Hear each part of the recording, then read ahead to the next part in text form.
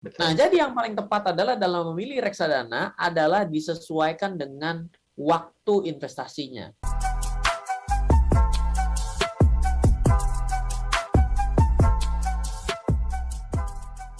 Saya sangat tertarik mendengar pemaparan Mas Ryan Filbert di Smart FM yang ingin saya tanyakan bagaimana menetapkan seberapa besar angka uang ideal yang sebaiknya diinvestasikan ke reksadana.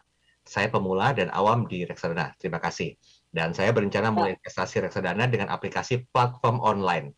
Bagaimana dari Yes, segi keamanan dan returnnya? Apa sama dengan join di bank? Silakan. Singkat. sama.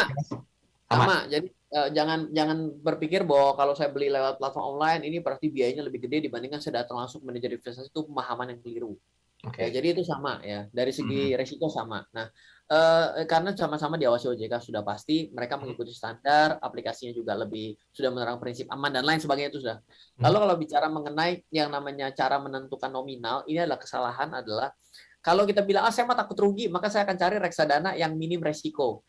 Ya, cara begitu sih benar juga ya, tapi menurut saya ini kurang pas gitu. Kenapa? Saya takut rugi, saya akan cari yang minim resiko, saya butuh investasinya 10 tahun. Ya akhirnya nggak bergerak juga tuh duit.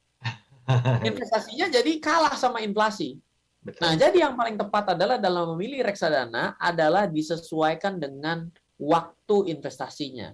Oke. Ketika kita investasi dalam jangka panjang, di atas 5 tahun, mungkin reksadana saham, reksadana indeks, ETF, itu boleh. Tapi kalau misalnya 3-5 tahun, mungkin reksadana campuran, ya boleh. Kalau misalnya kurang dari 3 tahun, 1-3 tahun, mungkin reksadana pendapatan tetap atau disebut dengan reksadana obligasi. Oke. Kalau kurang dari 1 tahun, namanya reksadana pasar uang. Jadi jangan berinvestasi adalah karena ketakutan. Ya, namanya kalau udah takut jangan invest. Harus ada keberanian dulu dan habis itu kita baru saya akan merencanakan dengan baik nih. Cara belajarnya penting karena memang ya itu pada akhirnya memang kita perlu sekali invest your time before you invest your money, kan selalu seperti itu ya. Oke. Termasuk mungkin membaca buku tuh invest your time ya. Invest your time ya, invest your time knowledge ya pastilah gitu. Oke, ini Saya udah juga masuk loh, nggak langsung disambut. langsung sambut siap Pak ya.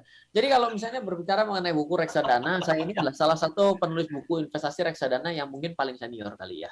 Karena Ya. tahun 2014 saya sudah menuliskan buku judulnya Menjadi Kaya dan Terencana dengan Reksadana, warnanya kuning. Oke. Nah, lalu buku kedua saya itu adalah buku Menjadi Tambah Kaya dan Terencana dengan Reksadana, bukunya warna hitam dan diberikan kata pengantar oleh Ibu Nur Haida. Ibu Nur Haida ini yang baru saja hari ini berhenti menjabat dari Dewan Komisioner Otoritas Jasa Keuangan, dari wakil Dewan Komisioner Otoritas Jasa Keuangan yang baru saja pensiun hari ini gitu. Jadi buku ini sangat baik untuk dibaca, mulailah dengan yang kuning dan lanjutkan dengan yang hitam seperti itu. Oke. Baik, Mas Rian, thank you ya. 1 menit cukup nggak sih untuk bisa memberikan konklusi? 1 menit saja.